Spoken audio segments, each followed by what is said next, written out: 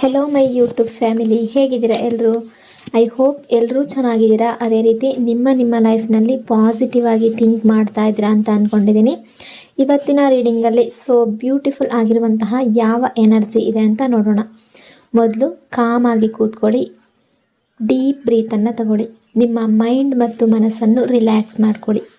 ಈಗ ನಿಮ್ಮ ಪರ್ಸನ್ ಹೆಸರನ್ನು ಮನಸ್ಸಾರೆ 3 ಬಾರಿ ನೆನೆಸ್ಕೊಳ್ಳಿ. ನಿಮ್ಮ ಪರ್ಸನ್ ಫೇಸನ್ನು ಇಮ್ಯಾಜಿನ್ ಮಾಡ್ಕೊಳ್ಳಿ. ಅವರು ಮತ್ತು ನೀವು ಒಟ್ಟಿಗೆ ಕಳೆದಿರುವ ಬ್ಯೂಟಿಫುಲ್ ಮೆಮೊರೀಸ್ನ ನೆನಪು ಮಾಡ್ಕೊಳ್ಳಿ.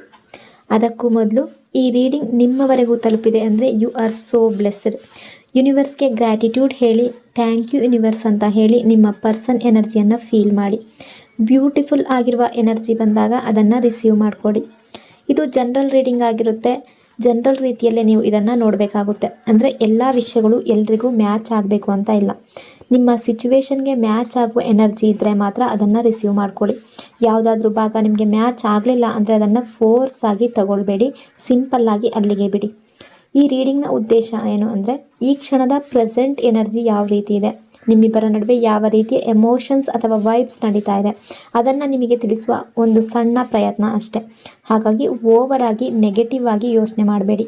ನಿಮ್ಮ ಮನಸ್ಸನ್ನು ಅನಾವಶ್ಯಕ ಭಯಗಳಿಂದ ತುಂಬಿಸ್ಕೊಳ್ಬೇಡಿ. ಯಾವುದೇ ರಿಲೇಷನ್ಶಿಪ್ಪಲ್ಲಿ ಪಾಸಿಟಿವ್ ಎನರ್ಜಿ ಅನ್ನೋದು ತುಂಬ ಇಂಪಾರ್ಟೆಂಟ್ ಆಗಿರುತ್ತೆ. ರೀಡಿಂಗನ್ನು ನೋಡಬೇಕಾದ್ರೆ ವಿಡಿಯೋನ ಲೈಕ್ ಮಾಡ್ಕೊಳ್ಳಿ.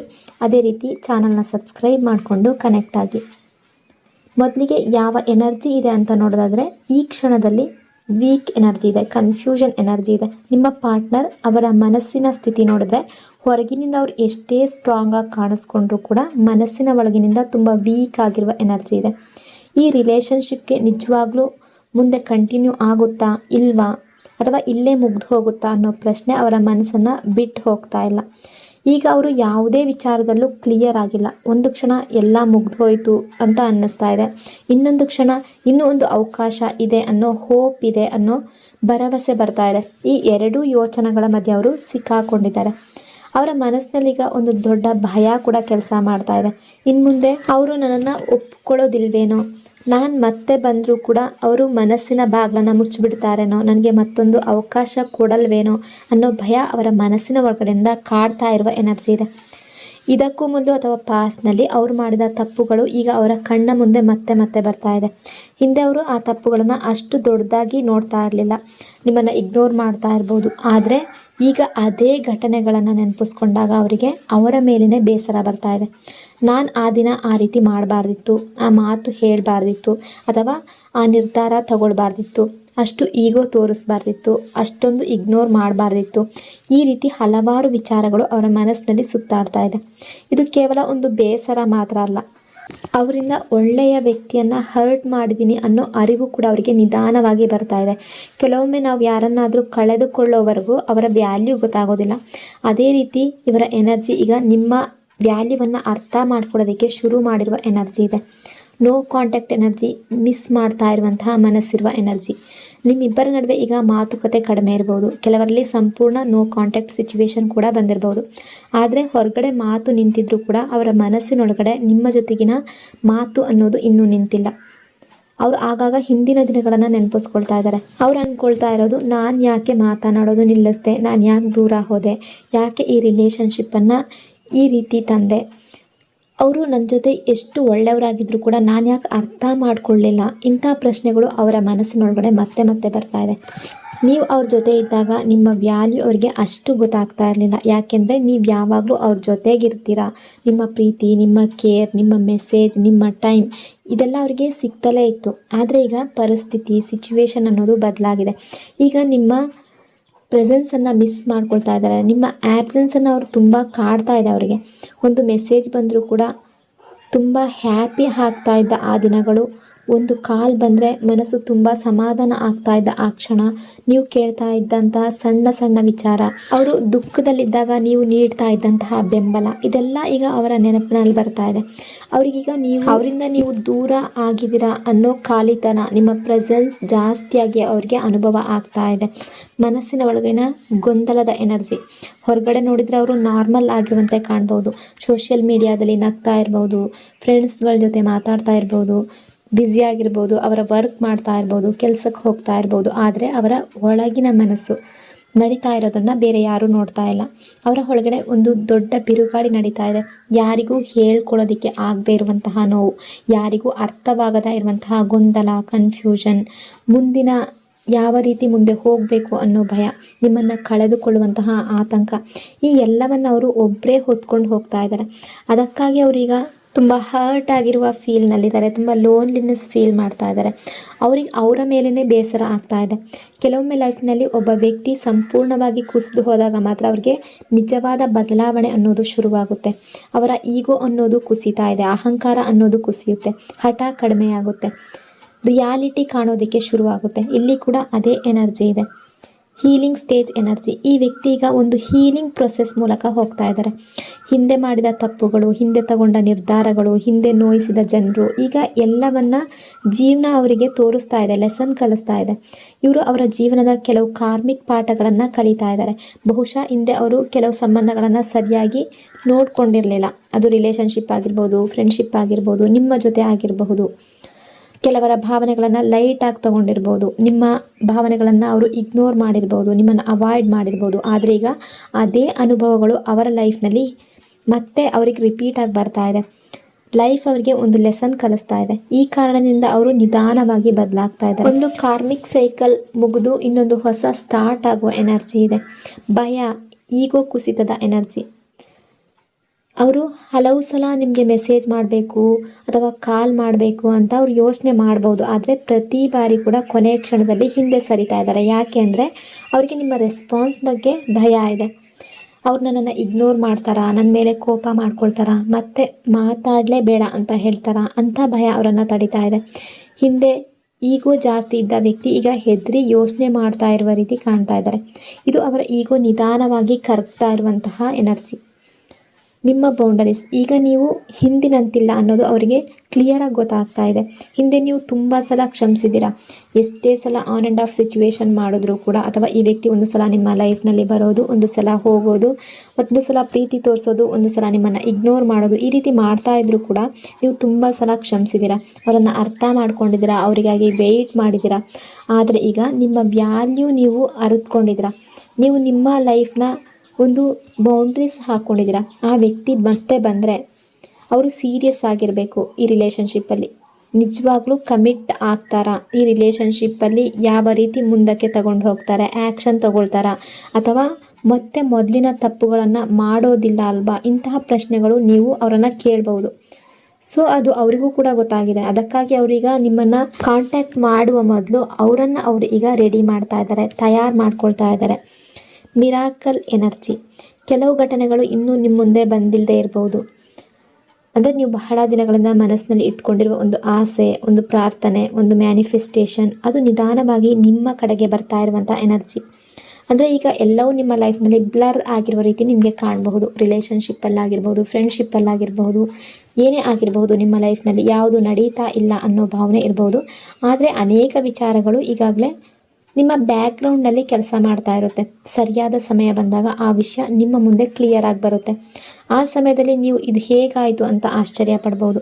ಯಾಕೆಂದರೆ ಈಗ ನಿಮಗೆ ಕಾಣದಿರುವ ಅನೇಕ ಘಟನೆಗಳಾಗಿರ್ಬೋದು, ವಿಷಯಗಳಾಗಿರ್ಬೋದು ನಿಮ್ಮ ಲೈಫ್ನಲ್ಲಿ ಸರಿಯಾದ ಟೈಮ್ನಲ್ಲಿ ನಿಮ್ಮ ಲೈಫ್ನಲ್ಲಿ ಮತ್ತೆ ಹೊರಬರೋದಕ್ಕೆ ಸಿದ್ಧವಾಗ್ತಾ ಇರುವಂತಹ ಎನರ್ಜಿ ಇದೆ. ಮರೆಮಾಚಿದಂತಹ ಸತ್ಯಗಳು, ಪಶ್ಚಾತ್ತಾಪ ಮತ್ತು ಒಪ್ಕೊಳ್ಳುವ ಮನಸ್ಸಿರುವಂತಹ ಎನರ್ಜಿ. ನಿಮ್ಮ ಪಾರ್ಟ್ನರ್ ಈಗ ಅವರ ಹಿಂದಿನ ವರ್ತನೆ ಬಗ್ಗೆ ತುಂಬ ಯೋಚನೆ ಮಾಡ್ತಾ ಇದ್ದಾರೆ. ಪಾಸ್ಟಲ್ಲಿ ಯಾವ ರೀತಿ ಅವರು ಬಿಹೇವ್ ಮಾಡಿದ್ರು, ಎಷ್ಟು ರೂಡ್ ಆಗಿದ್ರು, ನಿಮ್ಮನ್ನು ಎಷ್ಟು ನೆಗ್ಲೆಕ್ಟ್ ಮಾಡಿದ್ರು, ಅದೆಲ್ಲವನ್ನು ಯೋಚನೆ ಮಾಡ್ತಾ ಇದ್ದಾರೆ. ವಿಶೇಷವಾಗಿ ಅವ್ರು ಏನಾದರೂ ನಿಮ್ಮಿಂದ ಯಾವುದಾದ್ರೂ ವಿಷಯವನ್ನು ಮುಚ್ಚಿಟ್ಟಿದ್ರೆ, ಹೇಳದೆ ಉಳಿಸಿಕೊಂಡ ಮಾತುಗಳಾಗಿರ್ಬೋದು, ಮತ್ತು ಕೆಲವು ಸಂದರ್ಭಗಳಲ್ಲಿ ನಿಮಗೆ ಹೇಳಿದ ಸುಳ್ಳುಗಳಾಗಿರ್ಬೋದು, ಈಗ ಅವರನ್ನು ಮನಸ್ಸಿನ ಒಳಗಡೆ ಕಾಡ್ತಾ ಇದೆ. ಈಗ ಅವರಿಗೆ ಅನ್ನಿಸ್ತಾ ಇದೆ, ನಾನು ಆ ಟೈಮ್ನಲ್ಲಿ ಏನು ವಿಷಯ ಇದೆಯೋ ಅದನ್ನು ಹೇಳಬೇಕಿತ್ತು, ನಾನು ಯಾಕೆ ಆ ರೀತಿ ಮರೆಮಾಚಿದೆ, ನಾನು ಯಾಕಷ್ಟು ಲಾಯಲ್ ಆಗಿರಲಿಲ್ಲ. ಈ ಪ್ರಶ್ನೆಗಳು ಅವರ ಮನಸ್ಸಿನಲ್ಲಿ ಸುತ್ತುತ್ತಾ ಇದೆ. ಕೆಲವೊಮ್ಮೆ ಒಬ್ಬ ವ್ಯಕ್ತಿ ಸುಳ್ಳು ಹೇಳೋದಕ್ಕೆ ಕಾರಣ ಕೆಟ್ಟ ಉದ್ದೇಶ ಇರಬೇಕು ಅಂತ ಇಲ್ಲ. ಅವರ ತಪ್ಪನ್ನು ಮರೆಮಾಚೋದಕ್ಕೆ, ಅಥವಾ ಜಗಳ ತಪ್ಪಿಸೋದಕ್ಕೆ, ಮಿಸ್ಅಂಡರ್ಸ್ಟ್ಯಾಂಡಿಂಗ್ ತಪ್ಪಿಸೋದಕ್ಕೆ, ಅಥವಾ ಅವರ ಇಮೇಜನ್ನು ಉಳಿಸ್ಕೊಳ್ಳೋದಕ್ಕೆ ಕೂಡ ಕೆಲವರು ಸುಳ್ಳು ಹೇಳ್ಬೋದು.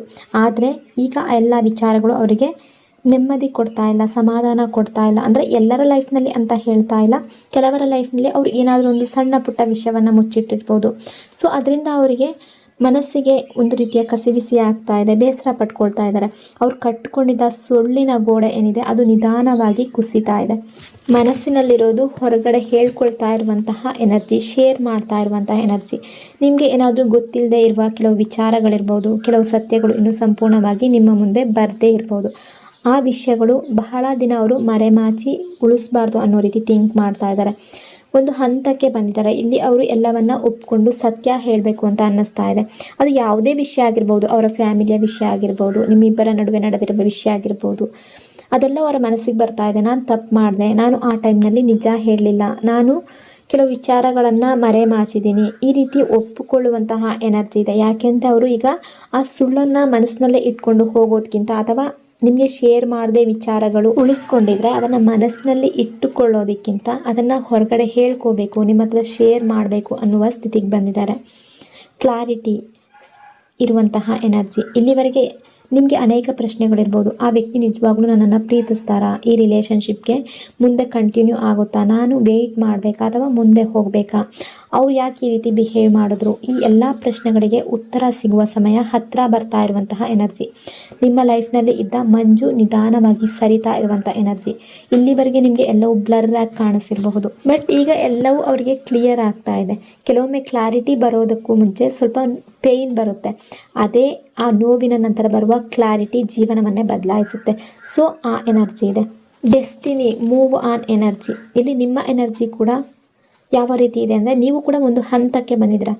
ಎಲ್ಲವನ್ನ ಬಲವಂತವಾಗಿ ಹಿಡ್ಕೊಳ್ಳುವ ಪ್ರಯತ್ನ ಮಾಡ್ತಾ ಇಲ್ಲ ನೀವು. ಈಗ ನೀವು ಯೋಚನೆ ಮಾಡ್ತಾ ಇರೋದು, ಅವರು ನನ್ನ ಡೆಸ್ಟಿನಿಯಲ್ಲಿ ಇದ್ದರೆ, ನನ್ನ ವಿಧಿಯಲ್ಲಿ ಇದ್ದರೆ ಅವರು ಮತ್ತೆ ನನ್ನ ಲೈಫ್ನಲ್ಲಿ ಬಂದೇ ಬರ್ತಾರೆ, ಇಲ್ಲದೇ ಇದ್ದರೆ ನಾನು ನನ್ನ ದಾರಿಯಲ್ಲಿ ಮುಂದೆ ಹೋಗ್ತೀನಿ ಅನ್ನುವ ಎನರ್ಜಿಯಲ್ಲಿ ಇದ್ದೀರಾ ಕೆಲವರು ಅನ್ನೋ ರೀತಿ ಇದೆ. ಅಂದರೆ ಇದು ಸೋಲ್ ಅಲ್ಲ, ಇದು ಸರೆಂಡರ್ ಎನರ್ಜಿ. ಯೂನಿವರ್ಸ್ಗೆ ನೀವು ಸರೆಂಡರ್ ಮಾಡ್ತಾ ಇದ್ದೀರಾ. ನೀವು ಈಗ ಎಲ್ಲ ವಿಷಯಗಳನ್ನು ವಿದ್ಯೆ ಮೇಲೆ ಬಿಟ್ಟಿದ್ದೀರಾ. ನೀವು ನಿಮ್ಮನ್ನು ನೀವು ಮತ್ತೆ ನಿಮ್ಮ ಲೈಫನ್ನು, ನಿಮ್ಮ ಜೀವನವನ್ನು ನೋಡ್ಕೊಳ್ಳೋದಕ್ಕೆ ಶುರು ಮಾಡಿದ್ದೀರಾ.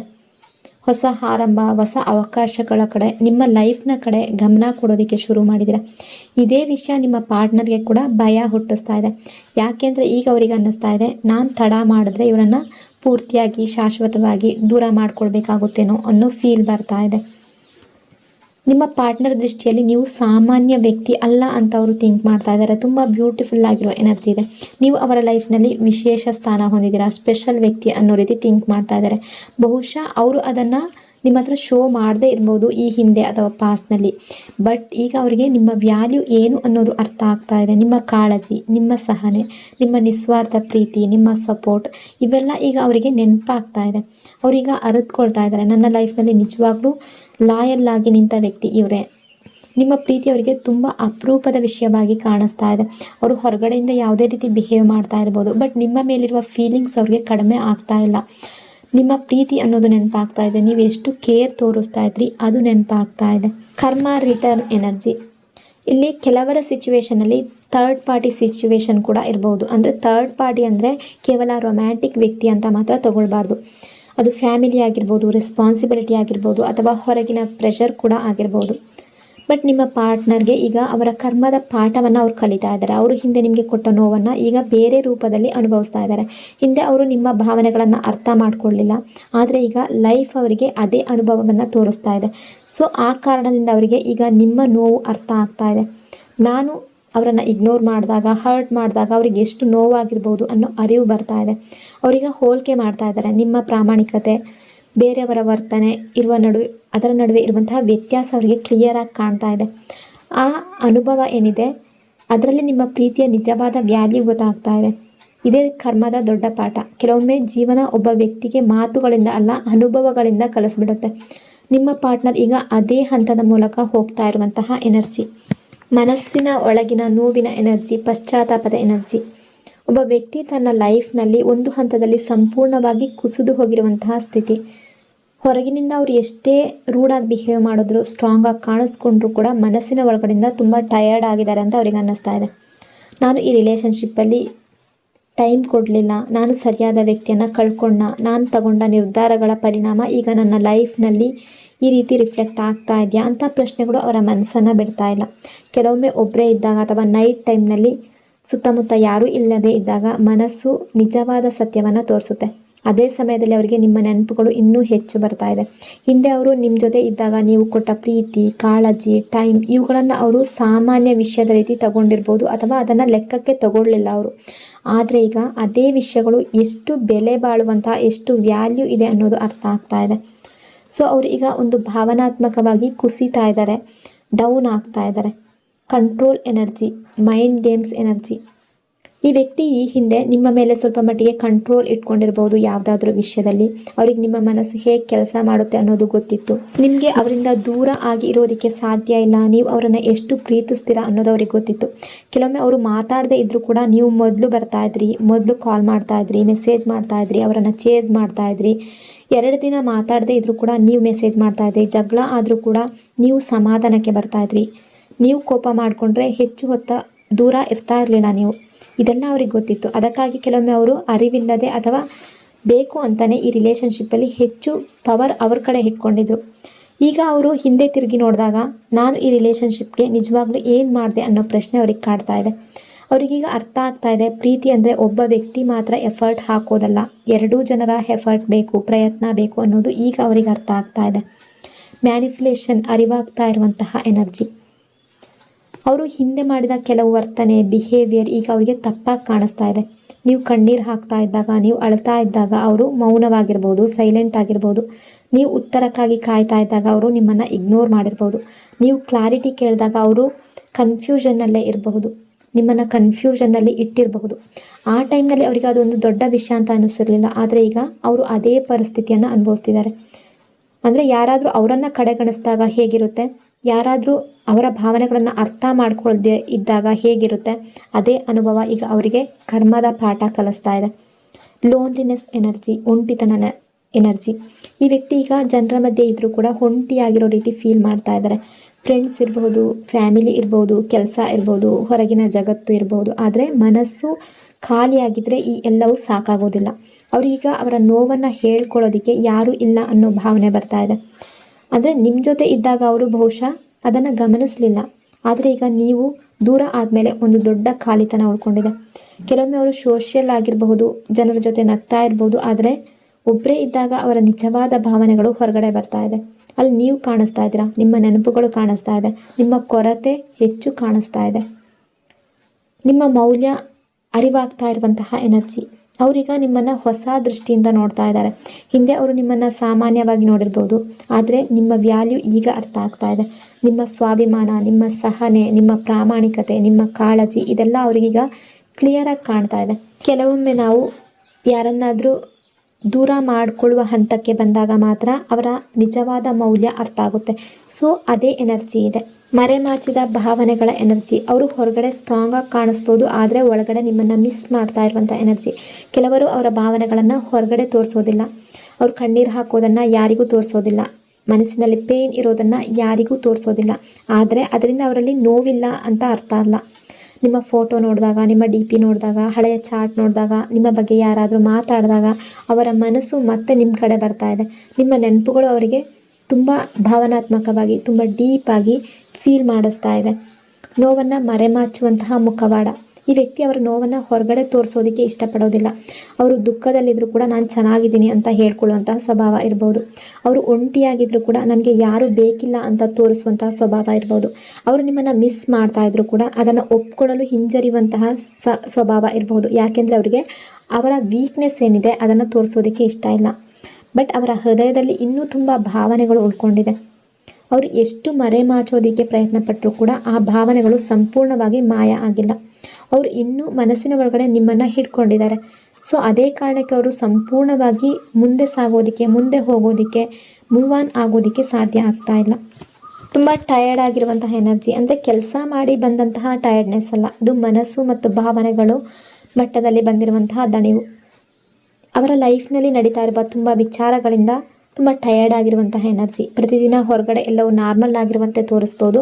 ಅವ್ರು ಕೆಲಸ ಮಾಡ್ಬೋದು, ಜನರ ಜೊತೆ ಮಾತಾಡಬಹುದು, ನಗಬಹುದು ಕೂಡ. ಆದರೆ ಮನಸ್ಸಿನ ಒಳಗಡೆ ಅವರು ತುಂಬ ಟಯರ್ಡ್ ಆಗಿದ್ದಾರೆ. ಯಾಕೆ ಅಂದರೆ ಅವರು ಒಂದು ಕಡೆ ನಿಮ್ಮ ನೆನಪುಗಳನ್ನು ಹೊತ್ಕೊಂಡು ಹೋಗ್ತಾ ಇದ್ದಾರೆ, ಇನ್ನೊಂದು ಕಡೆ ಅವರ ಲೈಫ್ನ ರೆಸ್ಪಾನ್ಸಿಬಿಲಿಟಿ, ಸಮಸ್ಯೆ, ಸಿಚುವೇಷನ್ನಲ್ಲಿ ಸ್ಟಕ್ ಆಗಿದ್ದಾರೆ. ಮತ್ತೊಂದು ಕಡೆ ಅವರ ಮುಂದೆ ಏನಾಗುತ್ತೆ ಅನ್ನುವ ಭಯ. ಈ ಎಲ್ಲ ಭಾರ ಒಂದೇ ಟೈಮ್ನಲ್ಲಿ ಅವರ ಮನಸ್ಸಿನ ಮೇಲೆ ಬಿದ್ದಿರುವ ರೀತಿಯ ಎನರ್ಜಿ. ಕೆಲವೊಮ್ಮೆ ಅವರು ತಮ್ಮಷ್ಟಕ್ಕೆ ತಾವು ಮೌನವಾಗಿ ಕೂತ್ಕೊಂಡು ಯೋಚನೆ ಮಾಡ್ಬೋದು. Insecurity energy. ಹೊರಗಿನಿಂದ ನೋಡಿದ್ರೆ ತುಂಬ ಆತ್ಮವಿಶ್ವಾಸದಿಂದ ಇರುವಂತೆ ಕಾಣ್ಬೋದು, ಆದರೆ ಮನಸ್ಸಿನ ಒಳಗಡೆ ಭಯ ಇದೆ. ಅವ್ರಿಗೆ ಅನ್ನಿಸ್ತಾ ಇದೆ, ನಾನು ತಡ ಮಾಡ್ತಾ ಇದ್ದೀನ, ಇವರ ಲೈಫ್ನಲ್ಲಿ ಇವರು ಮುಂದೆ ಹೋಗ್ತಾ ಇದ್ದಾರಾ, ನಾನು ಮತ್ತೆ ಹೋಗುವಷ್ಟರಲ್ಲಿ ಅವರು ಮುಂದೆ ಹೋಗ್ತಾರಾ, ನಾನು ಕಳ್ಕೊಂಡ ಜಾಗವನ್ನು ಮತ್ತೆ ಪಡ್ಕೊಳ್ಳೋದಕ್ಕೆ ಸಾಧ್ಯ ಆಗುತ್ತಾ, ಈ ಪ್ರಶ್ನೆಗಳು ಅವರನ್ನು ಕಾಡ್ತಾ ಇದೆ. ಸೊ ಈಗ ನೀವು ಮುಂದೆ ಹೋಗ್ತಾ ಇದ್ದೀರಾ ನಿಮ್ಮ ಲೈಫ್ನಲ್ಲಿ ಅನ್ನೋ ರೀತಿ ಅವರು ಫೀಲ್ ಮಾಡ್ತಾ ಇದ್ದಾರೆ. ನಿಮ್ಮಲ್ಲಿ ತುಂಬ ಆತ್ಮವಿಶ್ವಾಸ ಜಾಸ್ತಿ ಇದೆ, ನಿಮ್ಮ ಲೈಫ್ನಲ್ಲಿ ತುಂಬ ಹ್ಯಾಪಿನೆಸ್ ಇದೆ, ಇವರಿಲ್ಲದೆ ಕೂಡ ನೀವು ಹ್ಯಾಪಿ ಆಗಿದ್ದೀರಾ, ಆ ರೀತಿ ಫೀಲ್ ಮಾಡ್ತಾ ಇದ್ದಾರೆ. ಯಾಕೆಂದರೆ ಅವ್ರಿಗೀಗ ನಿಮ್ಮ ವ್ಯಾಲ್ಯೂ ಗೊತ್ತಾಗ್ತಾ ಇದೆ. ಆ ಅರಿವು ಬಂದ ಮೇಲೆ ನೀವು ದೂರ ಹೋಗ್ತಾ ಇರೋ ರೀತಿ ಅವ್ರಿಗೆ ಫೀಲ್ ಆಗ್ತಾ ಇದೆ. ಸೊ ಅದು ಅವರನ್ನು ಎದುರಿಸ್ತಾ ಇದೆ. ನಿಮ್ಮನ್ನು ಎಷ್ಟು ನೋಯಿಸಿದ್ದೀನಿ ಅನ್ನೋ ಅರಿವಿನ ಎನರ್ಜಿ. ನಿಮ್ಮ ಪಾರ್ಟ್ನರ್ ಈಗ ಒಂದು ಸತ್ಯವನ್ನು ಅರಿತಾ ಇದ್ದಾರೆ. ಅವರು ನಿಮ್ಮನ್ನು ತುಂಬ ಸಲ ಪ್ರೀತಿಗೆ ಅರ್ಹರಲ್ಲ ಅನ್ನೋ ರೀತಿ ದೂರ ಮಾಡಿರ್ಬೋದು. ನೀವು ಅವರಿಗಾಗಿ ಎಲ್ಲವನ್ನ ಮಾಡ್ತಾಯಿದ್ರು ಕೂಡ, ನೀವು ಅವರನ್ನು ವೆಯ್ಟ್ ಮಾಡ್ತಾಯಿದ್ರು ಕೂಡ, ನೀವು ಅವರನ್ನು ಅರ್ಥ ಮಾಡ್ಕೊಳ್ತಾ ಇದ್ರು ಕೂಡ ಅವರು ನಿಮ್ಮ ವ್ಯಾಲ್ಯೂವನ್ನು ಗಮನಿಸಲಿಲ್ಲ, ನಿಮಗೆ ವ್ಯಾಲ್ಯೂ ತೋರಿಸಲಿಲ್ಲ. ಕೆಲವೊಮ್ಮೆ ನೀವು ಅವರ ಲೈಫ್ನಲ್ಲಿ ಮುಖ್ಯ ಅಲ್ಲ ಅನ್ನೋ ಭಾವನೆ ಕೂಡ ನಿಮಗೂ ಕೂಡ ಬಂದಿರ್ಬೋದು. ಬಟ್ ಅದೇ ವಿಚಾರ ಅವರಿಗೀಗ ಅರ್ಥ ಆಗ್ತಾ ಇದೆ. ನಾನು ಯಾಕೆ ಅವರಿಗೆ ಆ ರೀತಿ ಬಿಹೇವ್ ಮಾಡಿದೆ, ಅವ್ರ ಹತ್ರ ಅವ್ರು ಅಷ್ಟೊಂದು ಪ್ರೀತಿಸ್ತಾ ಇದ್ರು ಕೂಡ ನಾನು ಯಾಕೆ ಬೆಲೆ ಕೊಡಲಿಲ್ಲ, ಈ ಪಶ್ಚಾತ್ತಾಪ ಅವರನ್ನು ಕಾಡ್ತಾ ಇದೆ. Mixed signal energy. ನಿಮ್ಮ ಪಾರ್ಟ್ನರ್ ಈಗ ನಿಮ್ಮ ಬಗ್ಗೆ ತಿಳ್ಕೊಳ್ಬೇಕು ಅನ್ನೋ ಪ್ರಯತ್ನದಲ್ಲಿದ್ದಾರೆ. ಅವರಿಗೆ ಕ್ಲಾರಿಟಿ ಸಿಗ್ತಾ ಇಲ್ಲ. ಒಂದು ದಿನ ಅವ್ರಿಗೆ ನೀವು ಇನ್ನೂ ಅವರನ್ನು ಪ್ರೀತಿಸ್ತಿದ್ದೀರಾ ಅಂತ ಅನ್ನಿಸ್ಬೋದು, ಮತ್ತೊಂದು ದಿನ ನೀವು ಸಂಪೂರ್ಣವಾಗಿ ನಿಮ್ಮ ಲೈಫ್ನಲ್ಲಿ ಮುಂದೆ ಹೋಗಿದ್ದೀರಾ, ಅವರನ್ನು ಮರೀತಾ ಇದ್ದೀರಾ ಅಂತ ಅನ್ನಿಸ್ಬೋದು. ಅಂದರೆ ಒಂದು ದಿನ ಅವರನ್ನು ನೀವು ನೆನಪಿಸ್ಕೊಳ್ತಾ ಇದ್ದೀರಾ ಅಂತ ಅನ್ನಿಸ್ಬೋದು, ಮತ್ತೊಂದು ದಿನ ನೀವು ಸಂಪೂರ್ಣವಾಗಿ ರಿಲೇಷನ್ಶಿಪ್ಪನ್ನು ಅಥವಾ ಕಾಂಟ್ಯಾಕ್ಟನ್ನು ಕಟ್ ಮಾಡಿದ್ದೀರಾ ಅಂತ ಅನ್ನಿಸ್ಬೋದು. ಇದರಿಂದ ಅವರು ಕನ್ಫ್ಯೂಷನ್ನಲ್ಲಿದ್ದಾರೆ, ಗೊಂದಲ ಹೆಚ್ಚುತ್ತಾ ಇದೆ. ಅವ್ರಿಗೆ ನಿಮ್ಮ ಜೀವನದಲ್ಲಿ ಏನು ನಡೀತಾ ಇದೆ ಆ ರೀತಿಯ ಕ್ಯೂರಿಯಾಸಿಟಿ ಇದೆ.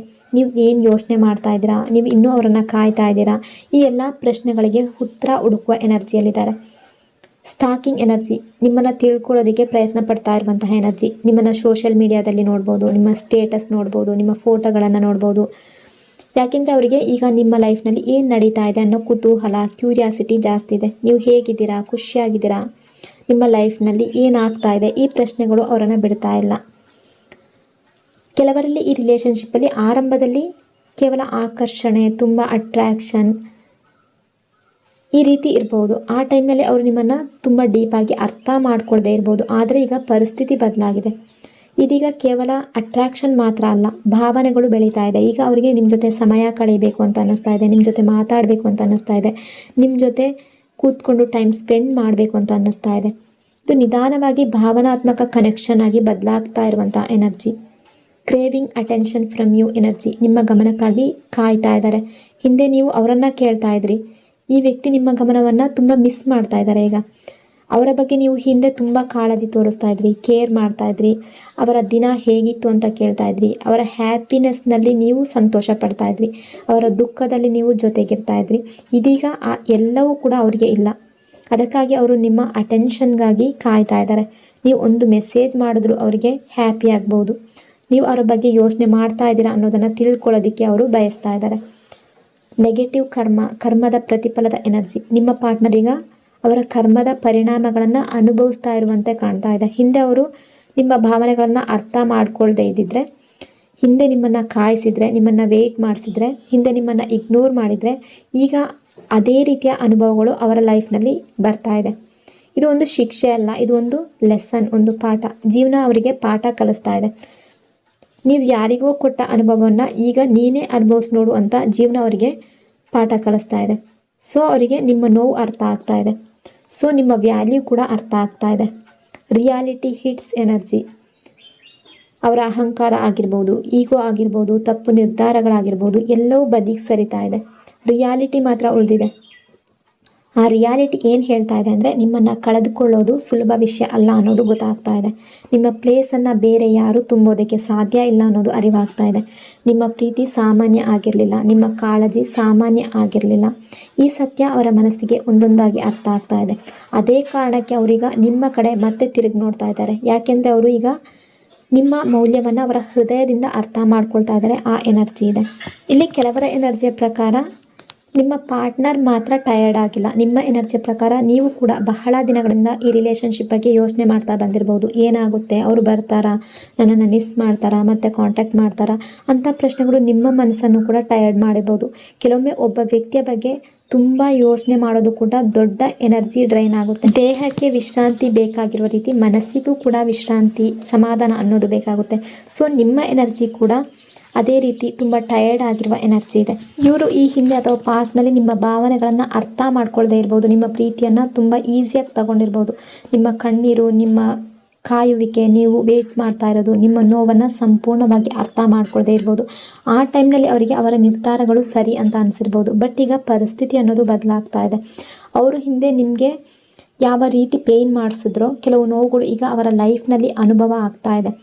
ಯಾರಾದರೂ ಅವರನ್ನು ಇಗ್ನೋರ್ ಮಾಡ್ತಾ ಇರ್ಬೋದು, ಅಥವಾ ಅವ್ರಿಗೆ ಬೇಕಾದ ಬೆಂಬಲ ಸಿಗದೆ ಇರ್ಬೋದು, ಅಥವಾ ಅವರು ನಂಬಿದ ಕೆಲವು ಜನರಿಂದ ನಿರಾಶೆಯನ್ನು ಅನುಭವಿಸ್ತಾ ಇರ್ಬೋದು. ಇದರಿಂದ ಅವರಿಗೆ ಅರಿವು ಬರ್ತಾ ಇದೆ, ನಾನು ಹಿಂದೆ ಮಾಡಿದ ಕೆಲಸಗಳು ಎಷ್ಟು ನೋವು ಕೊಟ್ಟಿರ್ಬೋದು ಅವರಿಗೆ ಎಂಬ ಪ್ರಶ್ನೆ ಅವರ ಮನಸ್ಸಿನಲ್ಲಿ ಮೂಡ್ತಾ ಇದೆ. ಇದು ಶಿಕ್ಷೆಗಿಂತ ಹೆಚ್ಚಾಗಿ ಒಂದು ಪಾಠದ ಎನರ್ಜಿ. ಜೀವನ ಅವರನ್ನು ಮನಸ್ಸಿನ ಒಳಗಿನಿಂದ ಬದಲಾಯಿಸೋದಕ್ಕೆ ಪ್ರಯತ್ನ ಪಡ್ತಾ ಇರುವಂತಹ ಎನರ್ಜಿ. Loyal, honest energy. ಈ ವ್ಯಕ್ತಿ ಈಗ ನಿಮ್ಮ ಮುಂದೆ ನಿಷ್ಠೆಯಿಂದ ಅಥವಾ ಲಾಯಲ್ ಆಗಿ ಪ್ರಾಮಾಣಿಕವಾಗಿ ನಿಲ್ಲಬೇಕು ಅನ್ನೋ ಮನಸ್ಥಿತಿಗೆ ಬರ್ತಾ ಇದ್ದಾರೆ. ಹಿಂದೆ ಕೆಲವೊಮ್ಮೆ ಅವರು ಅವರ ಭಾವನೆಗಳನ್ನು ಹೈಡ್ ಮಾಡಿರ್ಬೋದು, ಯಾವುದಾದ್ರೂ ಒಂದು ವಿಷಯವನ್ನು ಹೇಳದೇ ಇರ್ಬೋದು. ಈಗ ಅವರು ಅವರೊಳಗೆ ಒಂದು ಬದಲಾವಣೆ ನಡೀತಾ ಇದೆ. ನಂಬಿಕೆ ಇಲ್ಲದೆ ರಿಲೇಷನ್ಶಿಪ್ ಮುಂದೆ ಹೋಗೋದಿಲ್ಲ ಅನ್ನೋದನ್ನು ಅರ್ಥ ಮಾಡ್ಕೊಳ್ತಾ ಇದ್ದಾರೆ. ಸೊ ಅವರು ಅವರ ನಿಜವಾದ ಭಾವನೆಗಳನ್ನು ಹೇಳಬೇಕು ಅಂತ ಯೋಚನೆ ಮಾಡ್ತಾ ಇದ್ದಾರೆ. ನಾನು ಏನು ಫೀಲ್ ಮಾಡ್ತಾ ಇದ್ದೀನಿ, ನಾನು ಯಾವ ತಪ್ಪು ಮಾಡಿದೆ, ಇದೆಲ್ಲವನ್ನು ನಿಮ್ಮ ಹತ್ರ ಶೇರ್ ಮಾಡ್ಕೋಬೇಕು ಅನ್ನೋ ಎನರ್ಜಿಯಲ್ಲಿದ್ದಾರೆ. ಈ ಸಮಯದಲ್ಲಿ ಯೂನಿವರ್ಸ್ ನಿಮ್ಮ ತಾಳ್ಮೆಯನ್ನು ಪರೀಕ್ಷೆ ಮಾಡ್ತಾ ಇರುವಂತಹ ಎನರ್ಜಿ ಇದೆ. ಸೊ ನೀವು ಬಹಳ ದಿನಗಳಿಂದ ಒಂದು ಉತ್ತರಕ್ಕಾಗಿ ಕಾಯ್ತಾ ಇರ್ಬೋದು. ಒಂದು ಮೆಸೇಜ್, ಒಂದು ಕಾಲ್, ಒಂದು ಕ್ಲಾರಿಟಿ, ಮತ್ತು ಭೇಟಿಯಾಗೋದು, ಇವುಗಳಲ್ಲಿ ಯಾವುದಾದ್ರೂ ಒಂದು ಆಗಿರ್ಬೋದು. ಆದರೆ ಇನ್ನೂ ಎಲ್ಲವೂ ನಿಧಾನವಾಗಿ ನಡೀತಾ ಇರುವ ರೀತಿ ನಿಮಗೆ ಕಾಣ್ತಾ ಇರ್ಬೋದು. ಇದರಿಂದ ಕೆಲವೊಮ್ಮೆ ನಿಮಗೆ ಬೇಸರ ಆಗ್ಬೋದು. ಬಟ್ ಇಲ್ಲಿ ಕಾಣ್ತಾ ಇರುವ ಎನರ್ಜಿ ಪ್ರಕಾರ ಸರಿಯಾದ ಸಮಯ ಬರಲೇಬೇಕು. ಸರಿಯಾದ ಸಮಯ ಬರದೇ ಇದ್ದಾಗ ಕೆಲವೊಂದು ವಿಷಯಗಳು ಬಲವಂತವಾಗಿ ನಡೆಯೋದಿಲ್ಲ. ನೀವು ಏನೇ ಮಾಡ್ಬೋದು, ಎಷ್ಟೇ ಕಣ್ಣೀರು ಹಾಕ್ಬೋದು, ಎಷ್ಟೇ ಕೊರಗ್ಬೋದು, ಬಟ್ ಸರಿಯಾದ ಟೈಮ್ ಬರದೇ ಇದ್ದರೆ ಯಾವುದೇ ವಿಷಯಗಳು ಬಲವಂತವಾಗಿ ನಡೆಯೋದಿಲ್ಲ. ಯಾವುದೇ ರಿಲೇಷನ್ಶಿಪ್ ಅದರ ನಿಜವಾದ ರೂಪ ಪಡೆಯೋದಕ್ಕೆ ಕೆಲವೊಮ್ಮೆ ಟೈಮ್ ಅನ್ನೋದು ಕೂಡ ಬೇಕಾಗುತ್ತೆ. Mixed feelings energy. ನಿಮ್ಮ ಮನಸ್ಸಿನಲ್ಲೂ ಈಗ ಮಿಕ್ಸ್ ಎಮೋಷನ್ಸ್ ಕಾಣಿಸ್ತಾ ಇದೆ. ಒಂದು ಕಡೆ ನೀವು ಅವರನ್ನು ಮಿಸ್ ಮಾಡ್ತಾ ಇರ್ಬೋದು, ಇನ್ನೊಂದು ಕಡೆ ಅವರು ಕೊಟ್ಟ ನೋವನ್ನು ಮರ್ತಿಲ್ಲ. ಒಂದು ಕಡೆ ಮತ್ತೆ ಮಾತಾಡಬೇಕು ಅಂತ ಅನ್ನಿಸ್ಬೋದು, ಇನ್ನೊಂದು ಕಡೆ ಮತ್ತೆ ಅದೇ ಪೇಯ್ನ್ ಆದರೆ ಅನ್ನೋ ಭಯ ಇರ್ಬೋದು. ಒಂದು ಕಡೆ ಪ್ರೀತಿ ಇರ್ಬೋದು, ಇನ್ನೊಂದು ಕಡೆ ಸ್ವಾಭಿಮಾನ ಇರ್ಬೋದು. ಈ ಎರಡೂ ಭಾವನೆಗಳ ನಡುವೆ ನೀವು ಸಿಕ್ಕಾಕೊಂಡಿರುವಂತಹ ಎನರ್ಜಿ. ಇದರಿಂದ ಕೆಲವೊಮ್ಮೆ ನೀವು ಮುಂದೆ ಹೋಗ್ತಾ ಇರುವಂತೆ ಕಾಣ್ತಾ ಇರ್ಬೋದು, ಮತ್ತೊಮ್ಮೆ ಹಿಂದೆ ತಿರುಗಿ ಆ ವ್ಯಕ್ತಿಯ ನೆನಪಿನಲ್ಲಿ ಮುಳುಗಿ ಹೋಗ್ತಾ ಇದ್ದೀರಾ. ಈ ವ್ಯಕ್ತಿ ಅವರ ಲೈಫ್ನಲ್ಲಿ ತುಂಬ ಫೀಲ್ ಮಾಡ್ತಾ ಇರುವ ಎನರ್ಜಿ ಇದೆ. ಹೊರಗಡೆಯಿಂದ ಅವರು ಯಾವುದೇ ರೀತಿ ಕಂಡರೂ ಕೂಡ ಮನಸ್ಸಿನ ಒಳಗಿನಿಂದ ತುಂಬ ವೀಕ್ ಫೀಲ್ ಮಾಡ್ತಾ ಇದ್ದಾರೆ. ಅವ್ರಿಗೀಗ ಏನು ಮಾಡಬೇಕು ಅನ್ನೋದು ಕ್ಲಾರಿಟಿ ಸಿಗ್ತಾ ಇಲ್ಲ. ನಿಮ್ಮ ಹತ್ರ ಬರಬೇಕು ಅಂತ ಅನ್ನಿಸ್ತಾ ಇದೆ, ಬಟ್ ನಿಮ್ಮ ರೆಸ್ಪಾನ್ಸ್ ಯಾವ ರೀತಿ ಇರುತ್ತೋ ಅನ್ನೋ ಭಯ ಇದೆ. ನಿಮ್ಮನ್ನು ಕಳ್ಕೊಳ್ಳುವ ಭಯ ಇದೆ. ನಿಮ್ಮನ್ನು ಮತ್ತೆ ಪಡೆಯೋದಕ್ಕೆ ಆಗುತ್ತೋ ಇಲ್ವೋ ಅನ್ನೋ ಭಯ ಇದೆ. ಈ ಎಲ್ಲ ಭಯ ಸೇರಿ ಅವರನ್ನು ವೀಕ್ ಮಾಡ್ತಾ ಇದೆ. ಕೆಲವೊಮ್ಮೆ ಜೀವನ ನಮಗೆ ಒಂದು ಸತ್ಯವನ್ನು ತುಂಬ ತಡವಾಗಿ ತೋರಿಸುತ್ತೆ. ಸೊ ಆ ವ್ಯಕ್ತಿಗೂ ಅದೇ ಎನರ್ಜಿಯಲ್ಲಿದ್ದಾರೆ. ಹಿಂದೆ ಅವರು ನಿಮ್ಮನ್ನು ಯಾವ ಮಟ್ಟಿಗೆ ವ್ಯಾಲ್ಯೂಯಲ್ಲಿ ಇಟ್ಟಿದ್ರೋ, ನೀವಿದ್ದಾಗ ನಿಮ್ಮ ಬೆಲೆ ಅವರಿಗೆ ಸಂಪೂರ್ಣವಾಗಿ ಅರ್ಥ ಆಗಿರಲಿಲ್ವೋ, ಆದರೆ ಈಗ ನೀವು ದೂರ ಆದಮೇಲೆ ಆ ಖಾಲಿತನ ಕ್ಲಿಯರಾಗಿ ಕಾಣ್ತಾ ಇದೆ. ಸೊ ರಿಯಾಲಿಟಿ ಹಿಟ್ಸ್ ಎನರ್ಜಿ ಇದೆ. High expectation energy. ಹಿಂದೆ ನೀವು ಏನು ಎಕ್ಸ್ಪೆಕ್ಟ್ ಮಾಡ್ತಾ ಇದ್ರೋ ಅವರು ಅದನ್ನು ಸಂಪೂರ್ಣವಾಗಿ ಅರ್ಥ ಮಾಡ್ಕೊಂಡಿರಲಿಲ್ಲ. ಈಗ ಅವರಿಗೆ ಕ್ಲಿಯರ್ ಆಗಿ ಅರ್ಥ ಆಗ್ತಾ ಇದೆ. ನೀವು ಕೇವಲ ಮಾತುಗಳನ್ನು ಬಯಸೋದಿಲ್ಲ, ನೀವು ಲಾಯಲ್ ಆಗಿರಬೇಕು ಅಂತ ಬಯಸ್ತೀರಾ, ನೀವು ರೆಸ್ಪೆಕ್ಟ್ ಬಯಸ್ತೀರಾ, ಕಮಿಟ್ಮೆಂಟ್ ಬಯಸ್ತೀರಾ. ಇದೆಲ್ಲವನ್ನು ನಿಮಗೆ ನೀಡಿದೆ ಅವರನ್ನು ಮತ್ತೆ ನೀವು ಸ್ವೀಕಾರ ಮಾಡೋದಿಲ್ಲ ಅನ್ನೋದು ಅವರಿಗೆ ಅರಿವಾಗ್ತಾ ಇದೆ. Chase energy. ಇದುವರೆಗೆ ನೀವು ಅವರ ಹಿಂದೆ ಓಡಿರ್ಬೋದು, ಅವರ ಪ್ರೀತಿಯ ಹಿಂದೆ ಓಡಿರ್ಬೋದು, ಅವರ ಗಮನಕ್ಕಾಗಿ ಕಾದಿರ್ಬೋದು, ಅವರ ಪ್ರೀತಿ ಪಡೆಯೋದಕ್ಕೆ ಪ್ರಯತ್ನ ಪಟ್ಟಿರ್ಬೋದು. ಆದರೆ ಈಗ ಪರಿಸ್ಥಿತಿ ಬದಲಾಗ್ತಾ ಇರುವಂತೆ ಕಾಣ್ತಾ ಇದೆ. ಈಗ ಅವರು ನಿಮ್ಮ ಕಡೆಗೆ ಬರಬೇಕು ಅನ್ನುವ ಎನರ್ಜಿಯಲ್ಲಿದ್ದಾರೆ. ನಿಮ್ಮ ವ್ಯಾಲ್ಯೂ ಅವರನ್ನು ಎಳೀತಾ ಇದೆ. ನಿಮ್ಮನ್ನು ಕಳ್ಕೊಳ್ಬಾರ್ದು ಅನ್ನೋ ಭಯ ಎಸ್ತಾ ಇದೆ. ಅದರಿಂದ ಅವರು ನಿಮ್ಮನ್ನು ಕಾಂಟ್ಯಾಕ್ಟ್ ಮಾಡಬೇಕು, ನಿಮ್ಮ ಜೊತೆ ಮಾತಾಡಬೇಕು, ಮತ್ತೆ ನಿಮ್ಮ ಲೈಫ್ಗೆ ಬರಬೇಕು ಅನ್ನೋ ರೀತಿ ಯೋಚನೆ ಮಾಡ್ತಾ ಇರುವಂತಹ ಎನರ್ಜಿ. ನಿಮ್ಮಿಂದ ಎಷ್ಟೇ ದೂರ ಹೋಗಬೇಕು ಅಂತ ಪ್ರಯತ್ನ ಪಟ್ಟರೂ ಕೂಡ ನಿಮ್ಮ ನೆನಪು ಅವರನ್ನು ಬಿಡ್ತಾ ಇಲ್ಲ. ನಿಮ್ಮ ಜೊತೆಗಿನ ಕ್ಷಣ ಇನ್ನೂ ಅವರ ಮನಸ್ಸಿನಲ್ಲಿದೆ.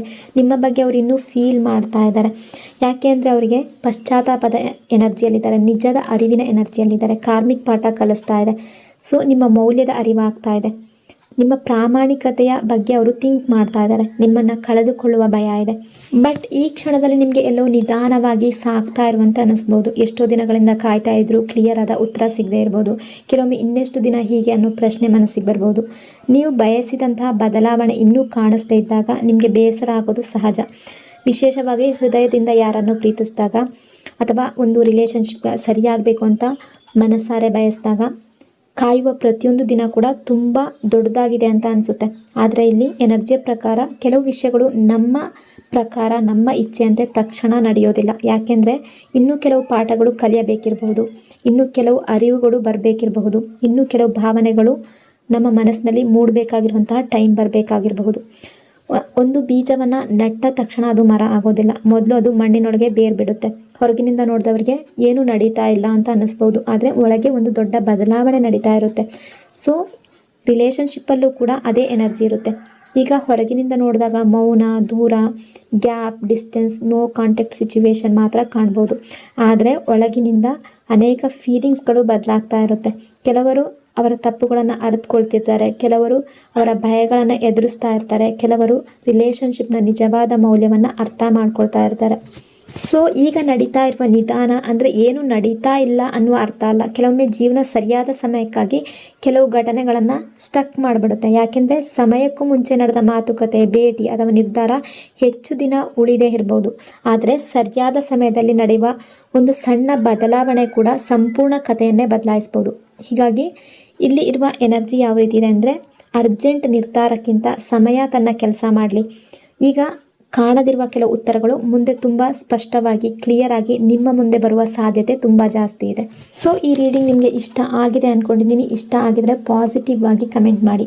ನಿಮ್ಮೆಲ್ಲರ ಮನಸ್ಸಿನಲ್ಲಿರುವ ಪಾಸಿಟಿವ್ ಆಗಿರುವ ವಿಷಸ್ಗಳು, ಕನಸುಗಳು ಆದಷ್ಟು ಬೇಗ ನಿಮ್ಮ ರಿಯಾಲಿಟಿಗೆ ಬರಲಿ ಅಂತ ಬ್ಲೆಸ್ ಮಾಡ್ತಾ ಇನ್ನೊಂದು ರೀಡಿಂಗಲ್ಲಿ ಮತ್ತೆ ಸಿಗ್ತೀನಿ. ಅಲ್ಲಿವರೆಗೂ ನಿಮ್ಮೆಲ್ಲರ ಪ್ರೀತಿಗೆ, ನಿಮ್ಮೆಲ್ಲರ ಸಪೋರ್ಟ್ಗೆ lots and lots of love. ನಿಮ್ಮ ಪ್ರೀತಿ ಸದಾ ಹೀಗೆ ಇರಲಿ. And thank you so much. God bless you all.